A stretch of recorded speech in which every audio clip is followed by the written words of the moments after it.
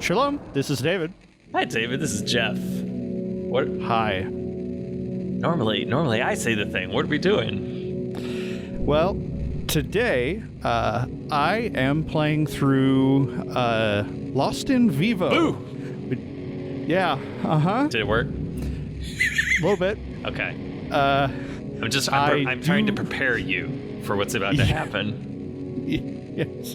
I do not like survival. Well, that's not true. Survival horror and thriller games, that kind of stuff, it just stresses me out to no end. But for many years now, one of my gifts for Jeff is I play through a terrifying game with him because this is a it's Christmas funny. / Halloween present.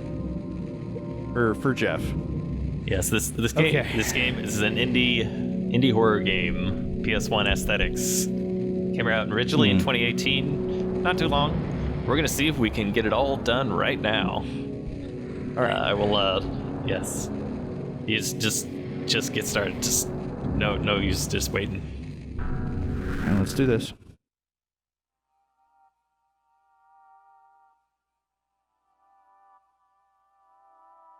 I quite like this game. I have lots of thoughts on horror and homage and reference and et cetera, et cetera. Now, you might at home be thinking, oh, we should be quiet so the full atmosphere. I don't want to have a heart attack, so Jeff can talk. I will. We'll see what comes out of the edit at the end, of course. But Right. Yeah. so I'm a corgi. doggy. I don't think you are the corgi, but there's a leash connecting there. Oh, oh, there we go. Okay.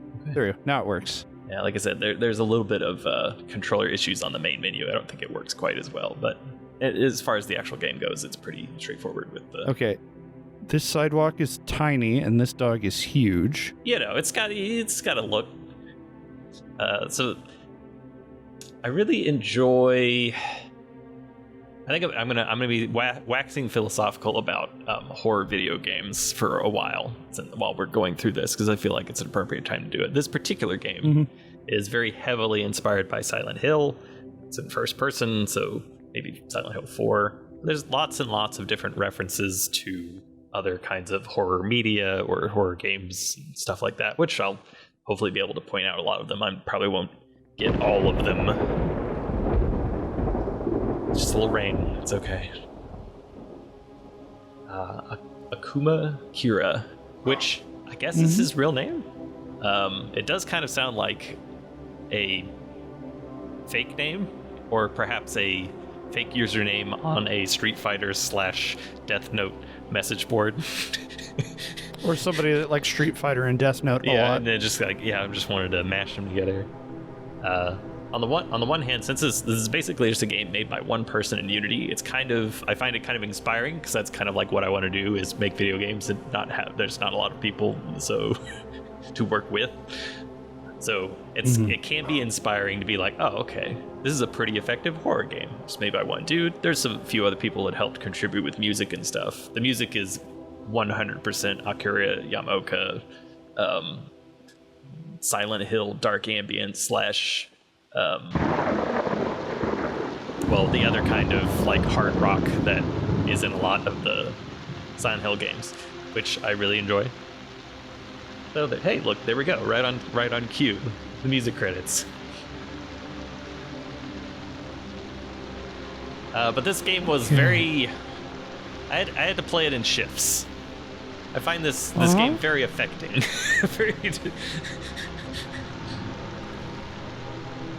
And now I can kind of have the perverse joy of watching my good friend David go through it. It's your favorite thing. But hey, you've gone through all the PT. That is a thing that happened, and nothing is worse than that. Nothing is worse than that. Fair. I feel like you should have brought an umbrella. I feel like yes. That is a thing I should have done. where needed, I can provide some more context. The game is a little bit light on some of the narrative elements. A lot of it is inferred or notes kind of stuff. But the name of the game, Lost in Vivo, which we saw briefly in the intro, it's a reference to in vivo exposure therapy, which is a way to, or a type of therapy for like PTSD and anxiety disorders or phobias in general, of immersing yourself in the thing that you're afraid of in order to try and overcome it, which is appropriate for a first-person indie horror game.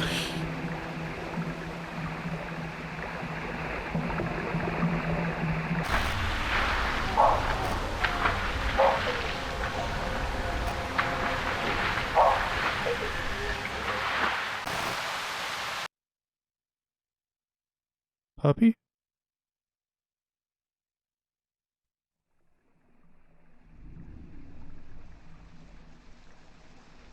That is your service dog. Oh. Should be able to turn a light on with up on the D-pad, I think. Down. Down on the D-pad. It's close. And you can basically do one. Well, you can. I think you can run with left bumper, but other than that, you can. Oh, there we go. It's just going to tutorialize what I just said. You can also whistle.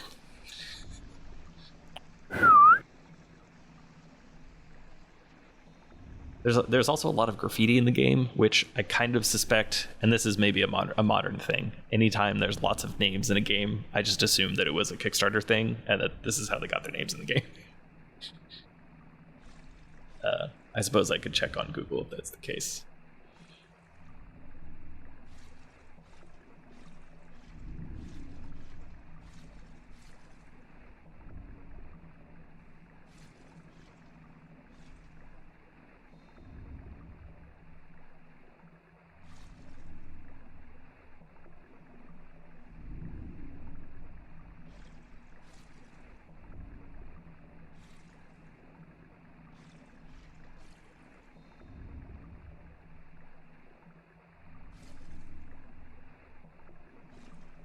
Yeah, the sensitivity on that is pretty high.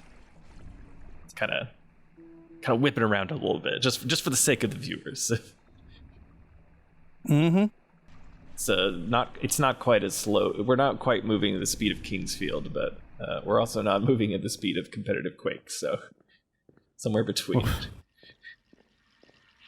I think I would puke with the second one.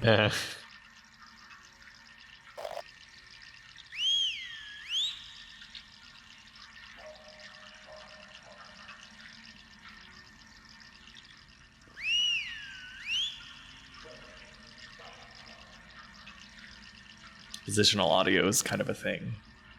Mm-hmm.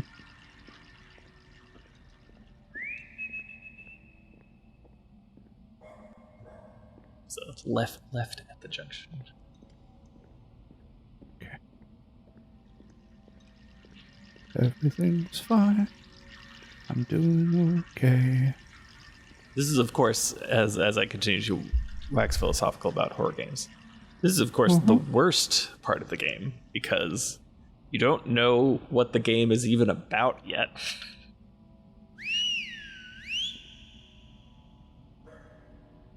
I mean, other than walking around and, I guess, trying to find your dog. Philosophically, this was also the most tense part of the game for me, mostly because, like I said, you don't really have an idea of, like, what is the type of game is going to be. Is it just going to be, like, gory? Is it going to be psychological horror? Is it going to be, more Silent Hill or more Resident Evil? There's a bunch of options. And it's really it is that palpable tension of unknowing that I think that this game does very well. All right, they're trying to whistle. Yeah, the position on that one's kind of ambiguous.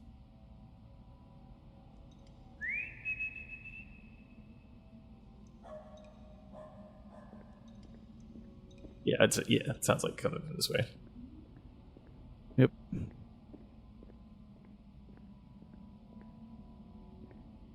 Uh-huh.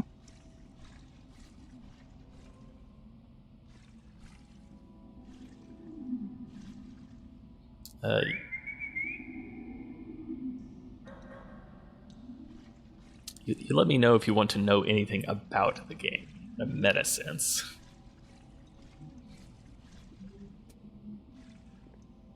Is there combat? Yes, there is combat. Okay.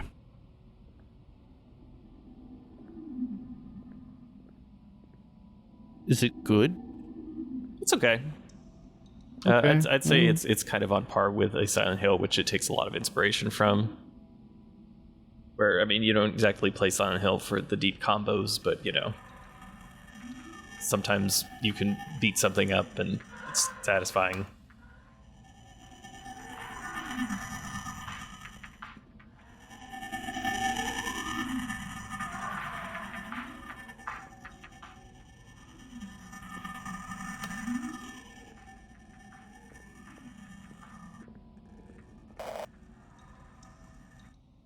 Time for another extremely Silent Hill part of the game.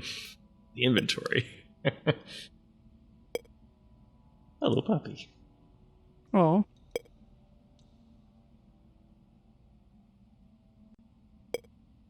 A pound. So yes, the flashlight you have is basically just James's flashlight from Silent Hill 2. Yeah, that's what it looks like. Exactly. The game manual is kind of fun. It has like a sort of a faux PS1 cover art on the other side. Reload, D-pad up for map. Okay. You can technically block, but I didn't do it the entire game because it seems unnecessary.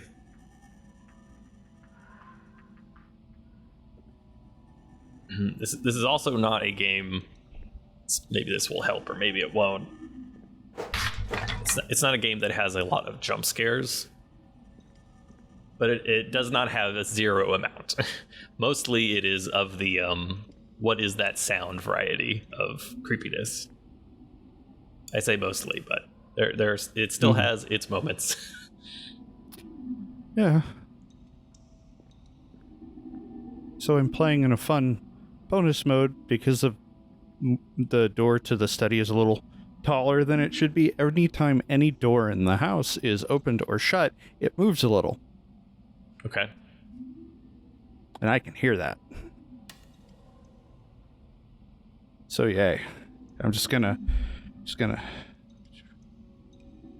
swing the hammer a little bit just to feel better. Oh, you can just hold it down.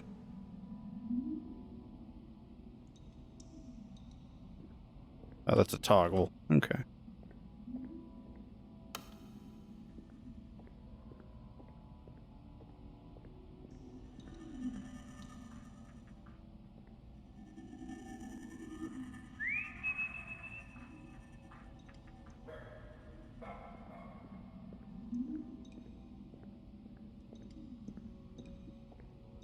That was the door. The door.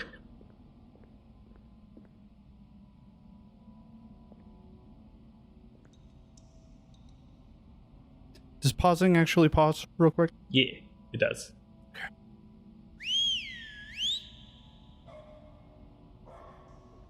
So if you are panicking and you will not die, well, the menu is paused as far as I know. So Works for me.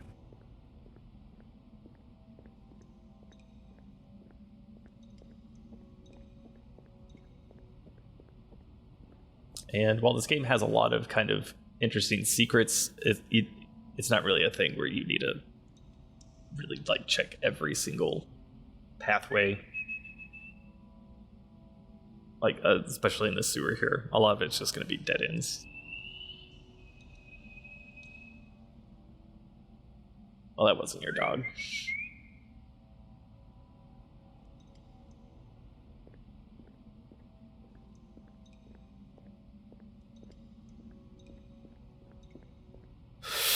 I gotta remember to not swear. It'll just be more editing for me if you need to, and it's fine. Mm-hmm. Yep.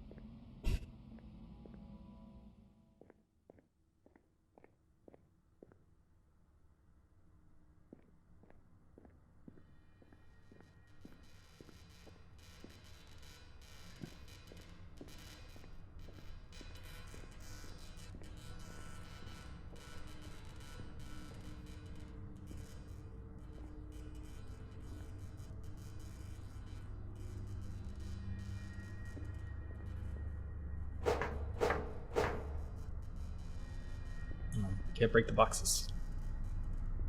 Nope.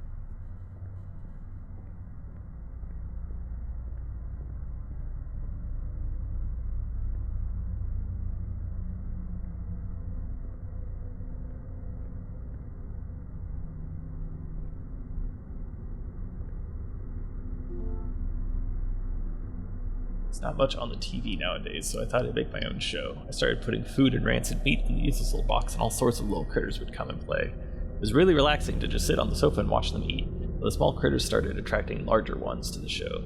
Some horrid putrid thing kept coming by to watch, so I would pretend to be asleep till it passed, but I think it knows I'm awake. I think it's watching me, not the show on the TV.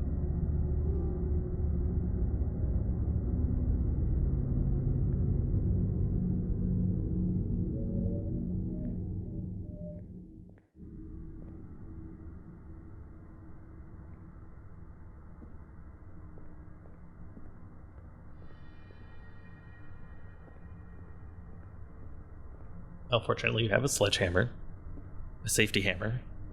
Mm-hmm. It's like a safety blanket, but a little more concentrated. So yes, if you encounter some sort of unknown horror or the concept of darkness, then you can beat it up. You can hit it with a hammer. Joy.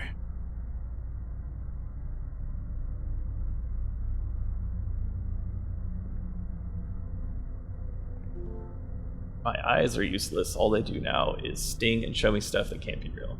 If that rancid thing wants them, then I'd say let it have them. Also, does not bode well. Nope. Okay.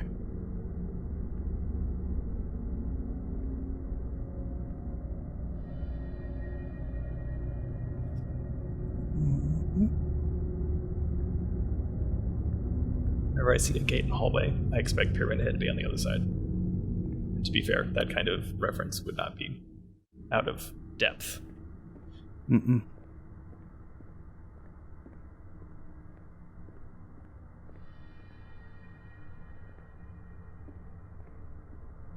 Okay. Uh-huh. Don't like that. Got a sledgehammer, though.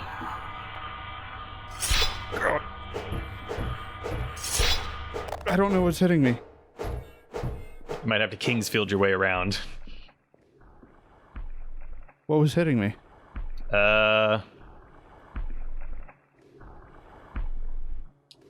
There's definitely something here.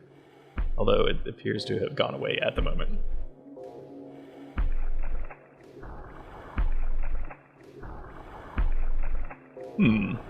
Okay.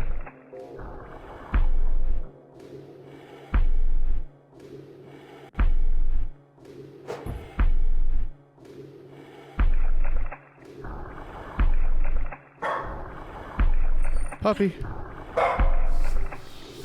No? Puppy?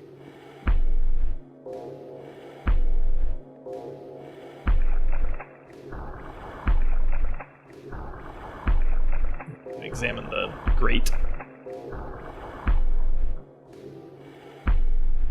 Okay, fair enough.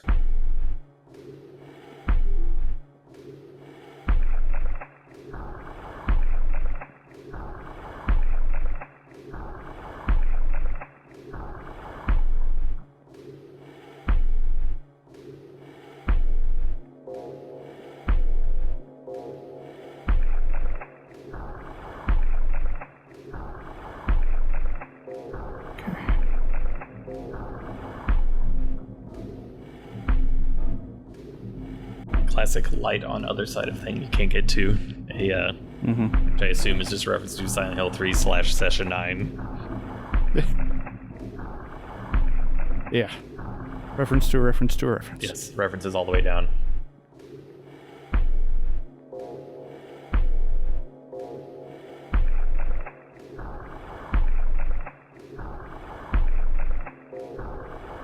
Nope. Nope.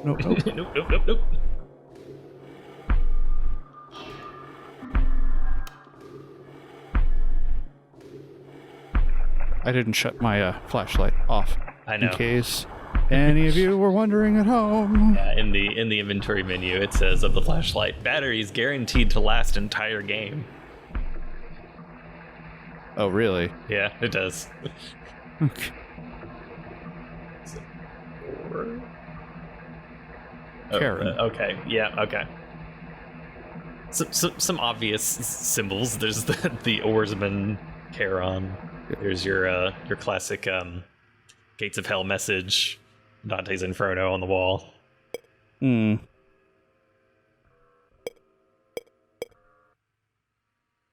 It's holding up well.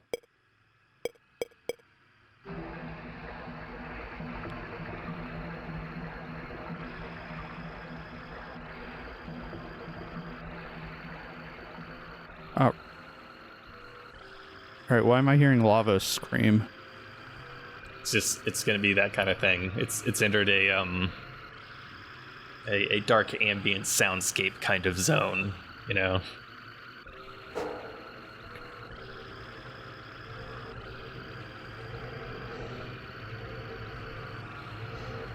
Nope, just gonna run. Just gonna go. Just gonna go. Just gonna go. Okay, yep.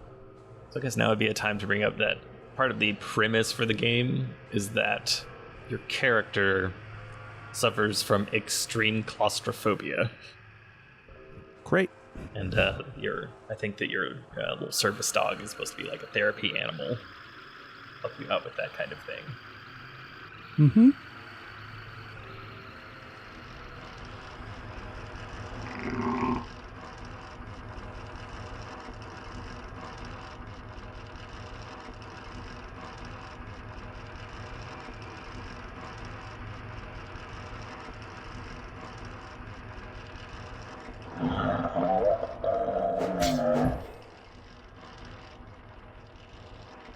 Well, I haven't seen that before. I don't know. That's a new one for I you? don't know if that's comforting or not. No? Okay. Just gonna go. Can't run. Can't run. Which I guess makes sense.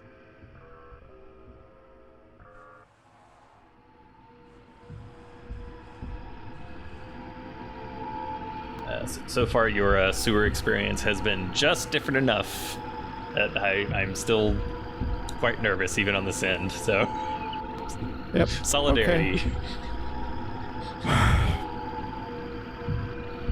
Okay. David's taking a short break. Mm-hmm. Just gonna. The pause menu is so that the David meter, which is not displayed on screen, but maybe in the edit, can be recentered.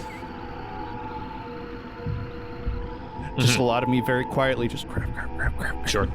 That's understandable. That's sort of the effect. God. All right. Now, things are rusty, as is tradition. I'm gonna have to turn this back up. Okay, just, whip around a little bit quicker.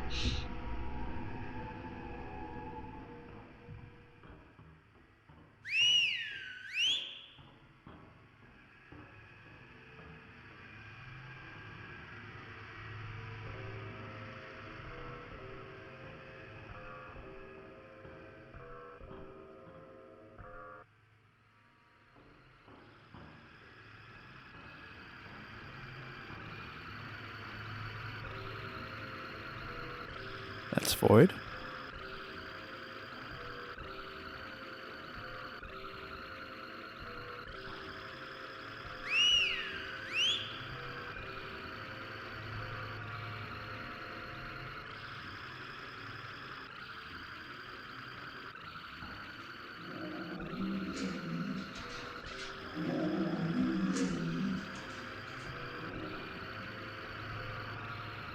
Okay, gonna take a pass on that hallway.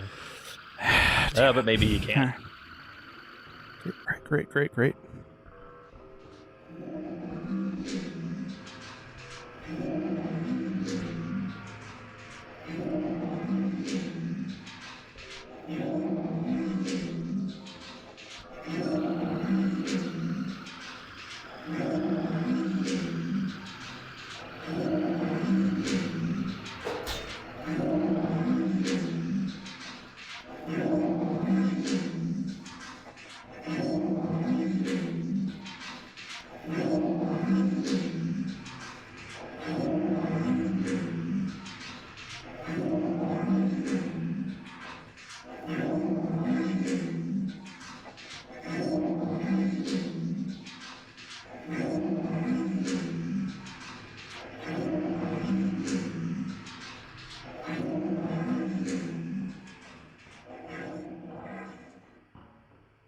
okay. Just some pulsating flesh monsters. It's okay. It's fine.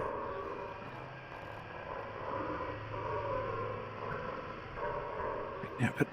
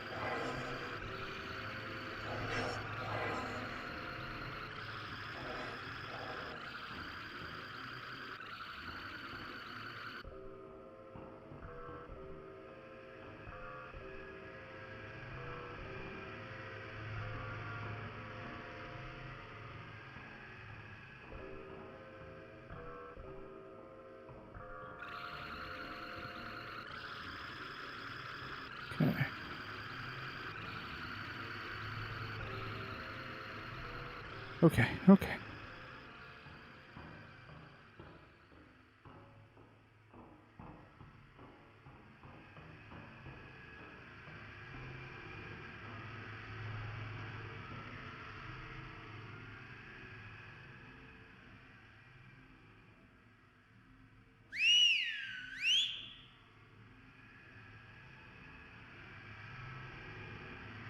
The immortal choice: circle or rectangle.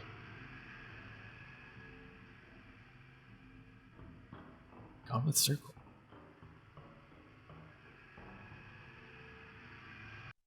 Game? What? Okay.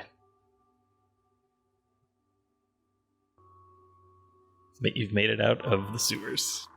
I say made it out, but Okay. I mean, the whole thing is going to be a cathonic nightmare. But Right. I'd say that was the end of the zone. All right, should we split the video then? Yeah, I think that makes sense. So let's